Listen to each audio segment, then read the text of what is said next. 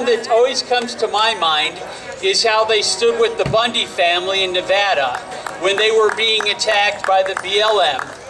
It's now the Bundys have gone through 2 trials, one in Oregon and again another in Nevada, because the government couldn't make the one in Oregon stick, so they decided to try and create basically the same case and try it again in Nevada, and it didn't stick in Nevada either. And the Oathkeeper members that you see here, let's give them a big round of applause for helping to stand with the Bundy family and standing for the rights of because I'll tell you, Amon Bundy has spoken at one of our Second Amendment rallies here back. And it's been a while because he's been fighting for his rights and been in jail for years now. But he's a very informed, to call him a rancher is to totally underestimate him, because he is so much more than a rancher. He's a true American patriot. He understands his rights. He understands that he needs to identify them, that he needs to stand for them, and he needs to protect and defend them. And that's exactly what he and his family have done. So without further ado, I'd like to bring Stewart Rhodes up here. Can we get the Oathkeepers up here? Yeah. No problem. Thank you. Everybody get in line here. Go up.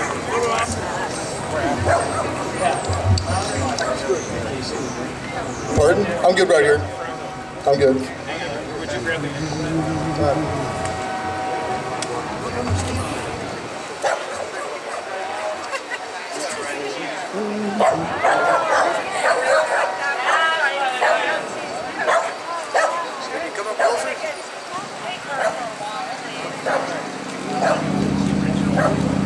Without cutting people out.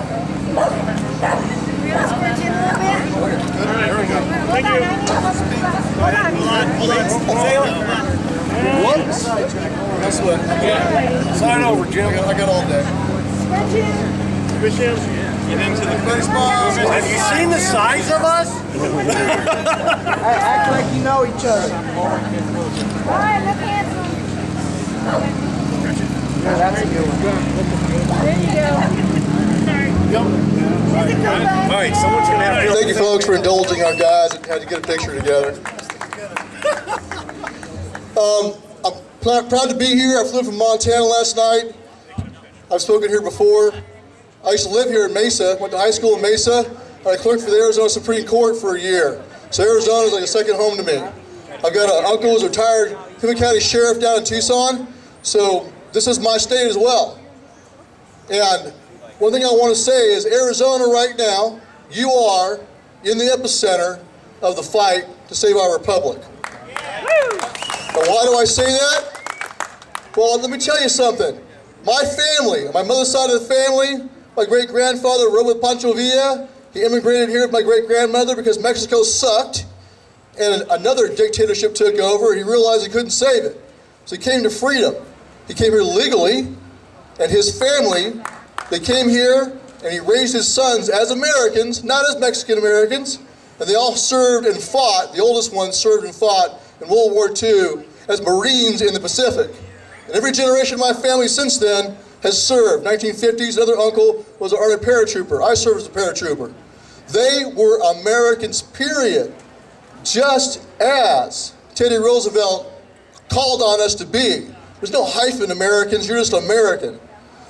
In their day, you came here and you assimilated and became an American, as everybody who's ever come here did until like the 1960s. And then what happened? The radical left in this country began to condition people to not assimilate, to instead have loyalty to a foreign flag. When you see the Mexican flag being flown in the streets, I used to see them in Las Vegas at boxing matches. It used to piss me off. Are you an American or are you a Mexican? Which one are you? If you're here now, you're an American, flying an American flag. But it's been an intentional campaign by the left to carve out and destroy the loyalty of Americans born here on American soil and make them loyal to their race first rather than their country. And that's wrong whether it comes from the radical left who want to use identity politics, which is just racial identity politics, whether they're trying to target black Americans to see their country as inherently evil, inherently racist, inherently oppressive, all the normal Marxist garbage, whether they're targeting Americans of Hispanic descent for the same nonsense. It's also wrong when it comes from the right, or the so-called right, with neo-Nazis and KKK saying the same thing. Be loyal to your skin color first. Your skin's your uniform, not your flag, not your country. That's also wrong. And both of them do not support and defend the U.S. Constitution. In fact, both of them want to tear it down and replace it with their ideal utopia of a race-based state. Whether they're a Black Panther, or if one of Farrakhan's racist, or whether they're a KKKer. It doesn't matter. They are both actually allies in the destruction of our Constitution. Now, with that said, right now, the illegal alien invasion into our country is being used to subvert this republic and kill our Constitution. And the Democrats are bringing them in to be new voters that they believe will be loyal to the Democratic Party for giving them whatever they want. Free goodies, free health care, free child care, free education, etc. They're buying their votes with your money. And the goal is to replace you, to wipe out your vote and disenfranchise you so that your vote does not count. It's as though they came to your house with the commissars and said, you no longer get to vote. It's the same thing. So how do we stop that? Let me ask you, how many here served in the U.S. military and swore an oath to support and defend the Constitution? Raise your hand. How many here served as police officers and took that same oath to support and defend the Constitution? Raise your hands. How many here have served as a firefighter? Raise your hand. EMT, search and rescue. Those are the trained warrior class, the formerly trained warrior class of this nation. They are the ones who we have all one thing in common. We stepped up, signed our name in the dotted line, and wrote a blank check to this country, which was to the amount of our lives, if it takes it, written out to the American people, up to and including our lives, a blank check. Every one of you have done that. And I salute you for that willingness to put yourself at risk for your nation. Some here served in Vietnam. I just comped a guy here who's one of your bikers, a Vietnam veteran. I won't take his money. I comped him a membership because I know that that's the man I can count on when the time comes. Now, who else is the warrior class? If you're a patriotic American gun owner, raise your hand. You are also the warrior class of this nation. You don't have to be formally trained as a military service member or a police officer to be considered part of the warrior class. When the British marched on Lexington and conquered, was it police officers or the U.S. Army that stood against them? Who was it? It was the militia. And who is the militia? We the people. You the people. There were combat veterans who were there, who knew very much what they were about and had good tactics, but a lot of the men around them, a lot of them had never fought before, had never served in any form of military. They were the militia. They were also actually very well trained. They just weren't standing army. So that is the answer. I call on President Trump to recognize the reality of what we face in this country. The entire state of California has declared itself a sanctuary state for illegal aliens. Many cities in this country, Tucson's one of them, right, have declared themselves sanctuary cities. Phoenix is one of them. Phoenix is now one of them. I call on President Trump, under his obligations under his oath as the Commander-in-Chief and the President of the United States, to recognize the existence of an insurrection against our Constitution. The entire state of California government right now is in an insurrection rebellion against the Constitution, against the laws of the Union. There are very clear, legal, constitutional immigration laws. If you don't have a border, you don't have a country. If you don't have immigration laws, you don't have a country. If they're not enforced, you will not have a country. And California right now is in direct insurrection against the laws of the Union. So are all these sanctuary cities. They're in fact felons. There's a statute, a federal law, making it a felony to harbor an illegal alien.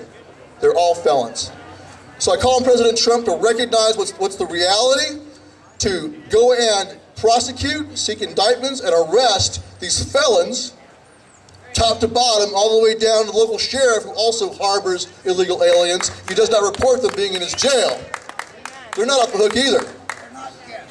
And he should also, because they are refusing to, they're sitting on their hands and refusing to assist ICE or cooperate with them in giving information that they're supposed to be giving, he should also call up the militia to go and support the execution of the laws of the Union. And what that means in modern parlance is the National Guard of each state should be called into federal service. He has the authority to do that. When you go look at Article 1, Section 8 of the Constitution, it says Congress is empowered to provide for calling forth the militia for 3 purposes. What are they? To repel invasions. What's the next one? To suppress insurrections. What's the next one? What? No one knows. To execute the laws of the Union, like the immigration laws of the Union, and suppress an insurrection, like in California or here in Phoenix. So he should call forth the militia to execute the laws of the Union and suppress that insurrection. And even though it's not a military invasion across the border, it is a communist subversive invasion using the illegal aliens as their weapon against us. Now, a lot of them are innocent people who just want to come here and work. They're still felons. But some of them have been brainwashed and actually turned into communists against this nation as well. So they are foreign enemies. And then there's domestic enemies who are born here but have turned their back on our Constitution. Now, the president can call forth the militia to do that. I believe he should. But that's not all of the militia, right? Who else is the militia besides the National Guard? Us. You are supposedly, under the federal statutes, you are the unorganized militia. That's what they say. We no longer have organized state militias like we should have, but we do have you as the pool of the unorganized militia, many of you also well-trained. And I call on you now to answer me this question. I challenge you. If you are called forth by the President of the United States as the organized or unorganized militia, will you answer the call? Yes. Raise your hand if you will answer that call. Consider that a pledge. Now the same thing goes for what we're facing with the school shootings. These school mass murders. That's what they are, Mr. Corwin said. As has already been pointed out by Mr. Corwin, by Sheriff Mack, by everybody else who's been speaking here today, the only reason that is happening is because the right to keep and bear arms of the American people and the duty to keep and bear arms has been desecrated in this country, made an absurdity. When you have murder victim disarmament zones in every school in this nation, that is conspiracy to commit mass murder. That's exactly what it is. I consider them all accessories. The politicians and the bureaucrats, including the chiefs of police or the sheriffs who insist on this, who don't allow the teachers to be armed and trained, they are accessories to the mass murder of those children when it comes. They continue to happen over and over.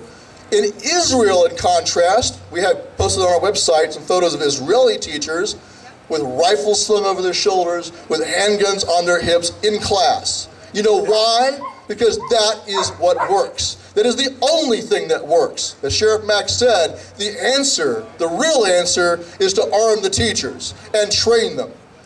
If it works in Israel, it'll work here for the same exact reason. The jihadis, the terrorists over there, no longer target Israeli schools because they know they'll just get shot up and they won't have a chance. When a shooting starts, when the police are minutes away, what's the red saying?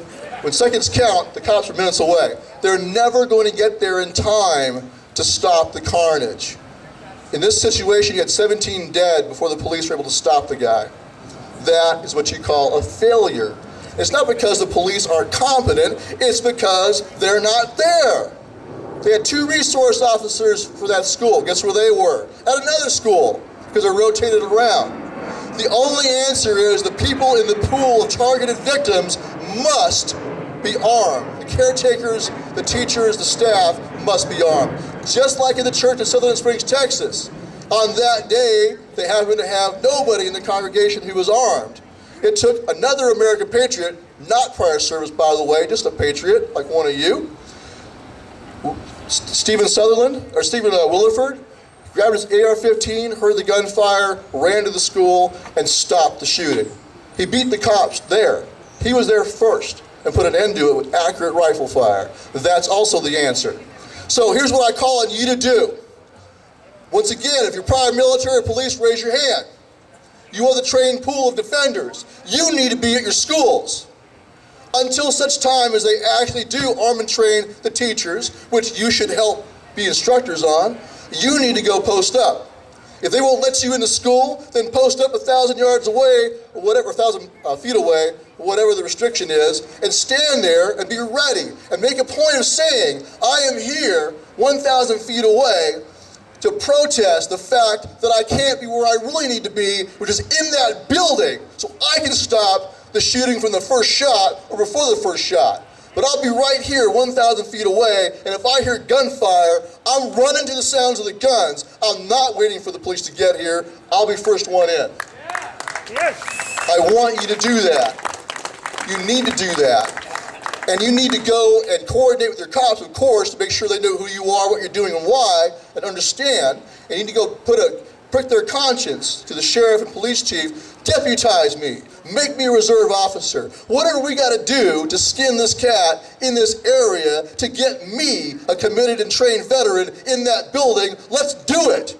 And if you won't do it, then what you have become is an accessory to that future murder that's going to happen at one of these schools. You need to put it to them hard. Now, if you're a retired officer at LEOSA, you have privileges. LEOSA is a Law Enforcement Officer Safety Act passed by Congress, authorizing retired cops nationwide to carry anywhere they want to, conceal. Of course, they have some prohibition like post office, other nonsense like that. But the whole point was to be a counterterrorism effort after 9/11. They want those police officers to be able to stop murders. So let them in the schools. How could it be that you have a retired cop who's not allowed to go into the school building because he's not a current serving cop? Is that absurd? It is.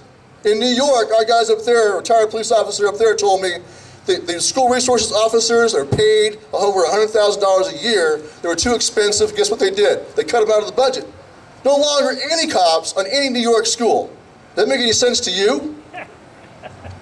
If you're a retired cop, you need to go down and you need to be the one to reach out to those local police departments, sheriffs and city police, and get them to fix this problem and put you in the school. So you, as the pool of trained or ready and willing Americans who are ready to be trained here in the state of Arizona, my challenge to you is you need to come together, not just in a rally, but come together and form yourselves into training groups so you can perform the function of being your sheriff's posse. You can perform the function of being your state defense force. You have a state defense force, or at least the authorization for one, on paper here in Arizona, but you have not yet formed it up. Form it up. So we are going to be holding a summit here in Arizona, and I'm going to invite Sheriff Arpaio, I'm going to invite Sheriff Mack, I'm going to invite other lawmen from Arizona, and also some highly respected military veterans. We have, right here in this audience, we got Jim Arroyo, Army Ranger veteran over here, Vice President of Oathkeepers of Arizona. Jim, raise your hand. That man knows what he's doing when it comes to making sure that those kids are safe. So does Sheriff Arpaio. His posse, which was disbanded here, was fantastic.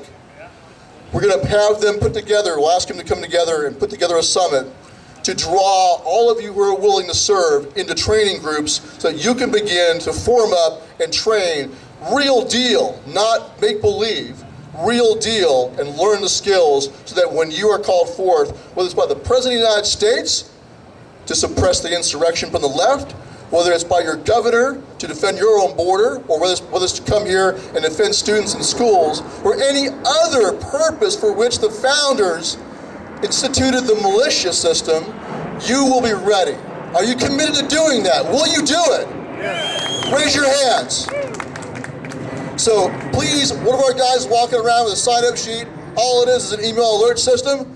Put down your name, or help give them an alias, and your email. When the time comes for this summit, they will email you and let you know.